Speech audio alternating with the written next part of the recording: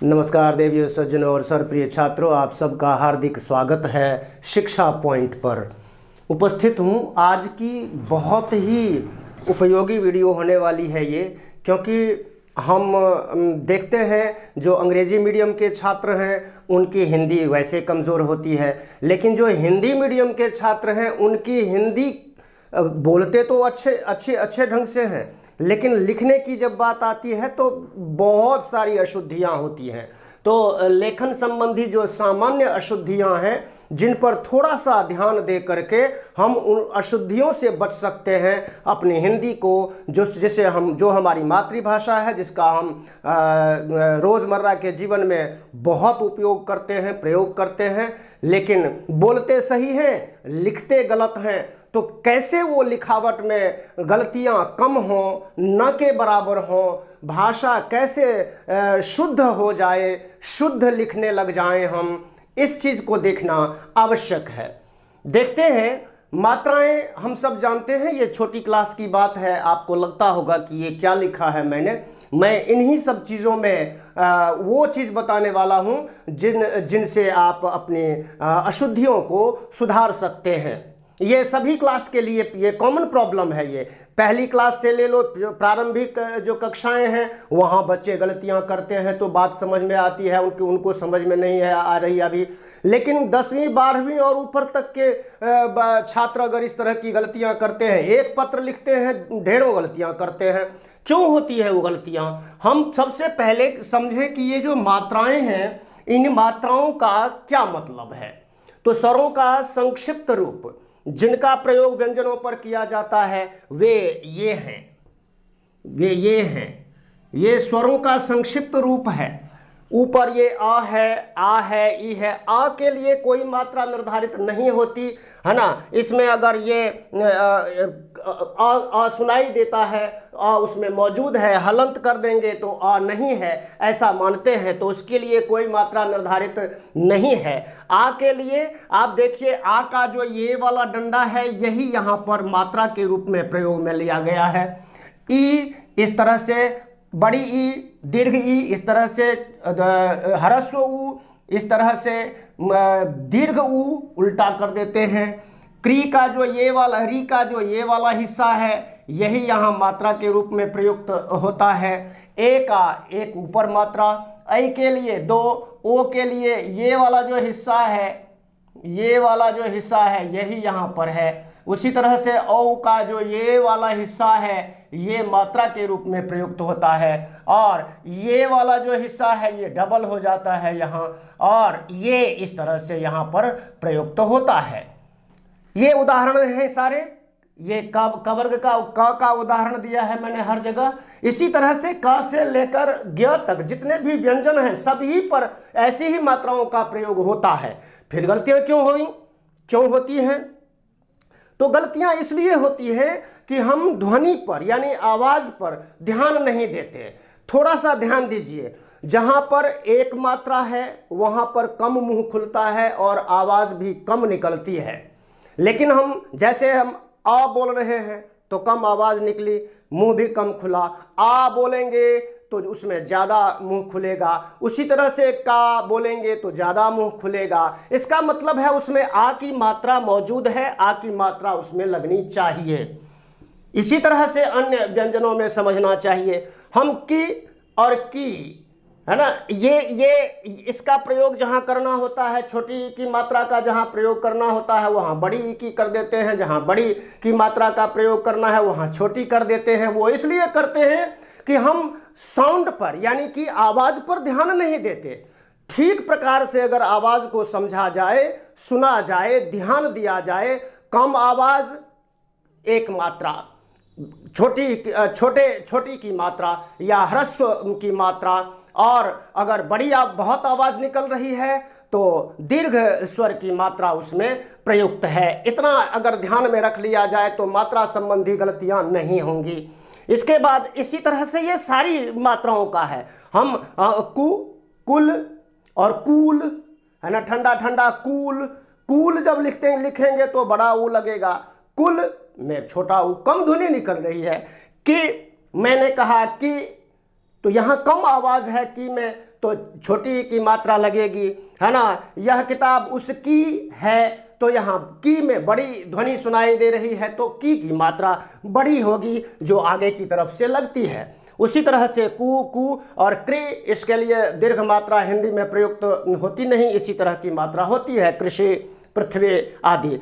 के और कै, देखिए के बोल रहे हैं तो एक ही मात्रा है, कम आवाज़ निकल रही है, लेकिन जब हम कै बोल रहे हैं तो वहाँ अधिक आवाज़ निकल रही है। उसी प्रकार से को ऐसा बोल रहे हैं तो कम आवाज़ निकल रही है, काऊ ऐसा बोल रहे हैं तो अधिक आवाज़ निकल रही है। दोनों में बनावट में भी फर्क है और मात्राओं में भी फर्क है। तो ये फर्क अगर हम बोलने के स्तर पर अगर देखें और समझें तो हम अपनी लिखावट में गलतियां नहीं करेंगे। अब आते हैं, देखिए ये जो अनुनासिक स्वर है, इनसे संबंधित गलतियां बहुत होती है, जहां पर इसका प्रयोग, हर स्वर अपने आप में अनुनासिक होता है। देखिए ई ऊ ए ऐ ओ औ, अनुनासिक का मतलब है कि पहले तो उसका उच्चारण मुंह से होता है, अंत में फिर नाक से अधिक आवाज निकलती है। तो जहां नाक से आवाज निकलती है वहां तो या तो चंद्र बिंदु होता है अथवा बिंदु का प्रयोग होता है। देखते हैं कैसे। जिन शब्दों, ये मैंने कुछ शब्द लिखे हैं, हंस, कांच, है ना, कू, नू, है ना, ऐसे जहां पर शब्द आते हैं वहां पर तो ऊपर चंद्र और बिंदु, अर्धचंद्र और बिंदु ये प्रयोग में आता है। लेकिन जहां पर अब इसका प्रयोग, ए का प्रयोग अगर हमने करना है तो ऊपर एक मात्रा है, तो इसका प्रयोग हम इस तरह से नहीं कर सकते। एक ही मात्रा लगाएं और फिर ऊपर जो है चंद्र भी लगाएं, बिंदु भी लगाएं, वो अटपटा लगता है, इसलिए चंद्र हटा दिया जाता है, केवल बिंदु का प्रयोग होता है। ये तिर्यक शब्दों में भी होता है और बहुवचन वाले शब्दों में, अधिकांश में, तिर्यक में इनका प्रयोग होता है ना। अब है और है में हमारे बच्चे अंतर नहीं कर पाते हैं। सेवा में ऐसा लिखेंगे तो में नहीं लिखेंगे। श्रीमान में श्रा में छोटी की मात्रा लगा लेंगे। अधिकारी में धा में बड़ी की मात्रा लगा लेंगे। तो ये जो गलतियां हैं विद्यालय में जो है ना, भी बहुत सारी ऐसी गलतियां होती हैं जहां बड़ी की मात्रा लगती है। तो इन सब चीज़ों को अगर हम ध्यान से देखें, अब देखिए अध्यापकों, इन्हें, उन्हें, हमें, तुम्हें, ये जो है बोला जा रहा है, इन्होंने, उन्होंने, ये जो हों बोला जा रहा है, इस पर बिंदु का प्रयोग है। वह है तो ये वाला, हो ये वाला है, तो ये चूंकि ऊपर मात्रा, और हाँ देखिए किस पर चंद्र बिंदु का प्रयोग होगा और किस पर केवल बिंदु का प्रयोग होगा। जिस अक्षर के ऊपर कोई मात्रा नहीं है, ऊपर कोई मात्रा नहीं है, वहां तो चंद्र बिंदु, और जहां ऊपर कोई मात्रा है, जैसे यहां देखिए खा में छोटी की मात्रा है, तो यहां पर हम चंद्र नहीं लगाएंगे, केवल बिंदु लगाएंगे, खिंचाव, खींच। उसी तरह से कुआं, जानूंगा, ऐसे नू, है ना, क्योंकि ऊपर नहीं है तो चंद्र भी लगेगा, उसमें अर्धचंद्र भी आएगा और बिंदु भी आएगी। लेकिन जैसे हम कहते हैं भेंट, तो भेंट में ऊपर चंद्र नहीं लगेगा, है में ऊपर चंद्र नहीं, केवल बिंदु। को में, भौ में, ऐसे बहुत सारे शब्द हैं जहां पर हम चंद्र बिंदु का प्रयोग नहीं करते हैं, लेकिन बिंदु का भी प्रयोग नहीं करते हैं, जबकि होना चाहिए। तो थोड़ा सा अगर हम आवाज पर ध्यान दें तो निश्चित रूप से हम मात्रा संबंधी गलतियों को रोक सकते हैं, अच्छे नंबर ला सकते हैं। और देखिए सबसे बड़ी कमी क्या है, लिखने की कमी। सबसे बड़ा जो गैप होता है हमारे समझने और लिखने में, वो गैप बोलने और लिखने में इतना बड़ा गैप है। बोलते सभी सही तरीके से हैं, लेकिन वही बोला हुआ अगर लिखने की बात आती है तो ढेरों गलतियां हो जाती है, बहुत सारी गलतियां हो जाती हैं। पता लगता है एक पत्र लिखा, एक पैराग्राफ लिखा, उस पैराग्राफ में 10-12 मात्रा संबंधी गलतियां हैं, और हिंदी में मात्रा संबंधी गलतियों के नंबर कटते हैं। ग्रामर पोर्शन में बेशक नहीं कटते हैं, लेकिन जो अन्य हिस्से हैं, पत्र है, अनुच्छेद है, निबंध है, और लिटरेचर में बहुत सारे प्रश्नों के उत्तर लिखने होते हैं, गद्यांश पद्यांश के प्रश्नों के उत्तर लिखने होते हैं, तो वहाँ पर हम देख करके, और मज़ेदार बात मैं बताऊँ आपको, बच्चे देख करके जहाँ से लिख रहे हैं वहाँ भी गलत कर रहे हैं, क्योंकि हैबिट, वो आदत में पक चुकी है। तो प्लीज़ सभी बच्चों से मेरा निवेदन है, सभी से ये निवेदन है कि लिखते समय अपनी जो स्पोकन हिंदी आपकी बहुत अच्छी है, रिटन हिंदी आपकी बहुत पुअर है। ऐसा क्यों है? इसीलिए है क्योंकि एक तो आदत डल गई है, मैं के ऊपर सेवा में, मैं के ऊपर हम बिंदु नहीं डालेंगे, ये आदत में शामिल हो चुका है, तो हम बिंदु नहीं डालते हैं।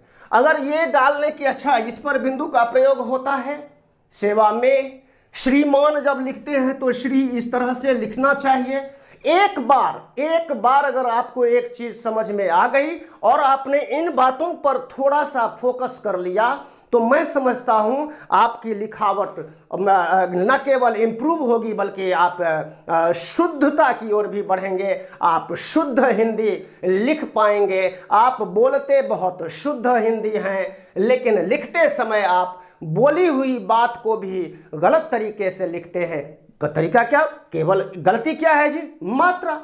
केवल और केवल मात्रा संबंधी, मात्राओं से संबंधित गलतियां हो रही हैं, जिन गलतियों की वजह से जहां 50 अंक मिलने चाहिए वहां 30 अंक ही मिल पाते हैं। जिस पत्र में मान लीजिए 5 अंक का है तो 4 अंक तो हम ले ही सकते हैं, 5 भी ले सकते हैं, वहां 2 और 2.5 नंबर के योग्य रह जाते हैं हम, क्योंकि हमने लिखा ही गलत तरीके से है, हमने ढेरों अशुद्धियां की हैं।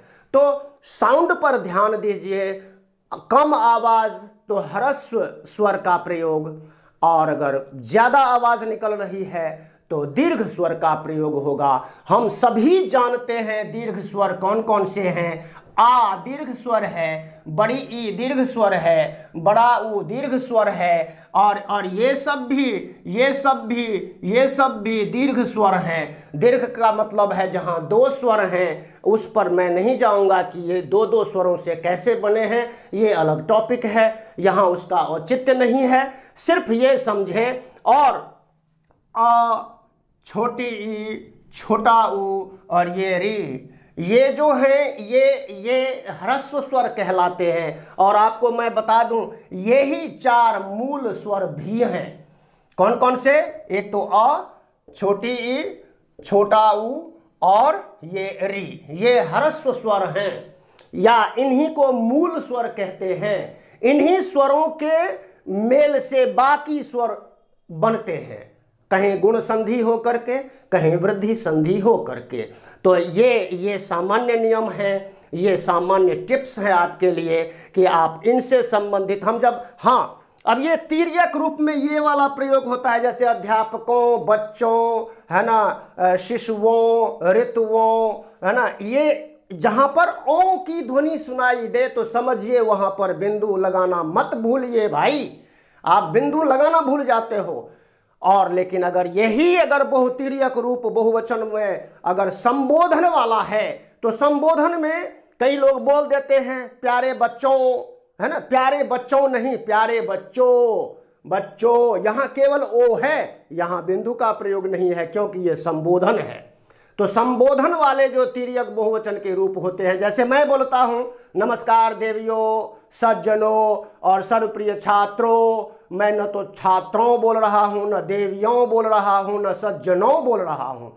होता वो भी है, सज्जनों को बुलाओ, है ना, छात्रों को बुलाओ, तो वहाँ पर तो छात्रों में ओ है, बिंदु का प्रयोग होगा। लेकिन जब हम संबोधन करेंगे, एड्रेसिंग वर्ड में अगर उसका प्रयोग करेंगे हम, तो वहाँ पर उस अनुस्वार का प्रयोग नहीं होगा, और जगह पर होगा। ये सामान्य नियमों का अगर आप सबने परिपालन कर लिया तो मैं समझता हूँ आपका लेख जो है बहुत अच्छा शुद्ध हो जाएगा, अच्छे नंबर प्राप्त करेंगे। वीडियो पसंद आई हो तो लाइक कीजिए, शेयर कीजिए, साझा कीजिए, कमेंट कीजिए, और चैनल को सब्सक्राइब करके नोटिफिकेशन बेल को ऑन कर दीजिए। धन्यवाद, नमस्कार, जय हिंद, जय भारत, जय भारती।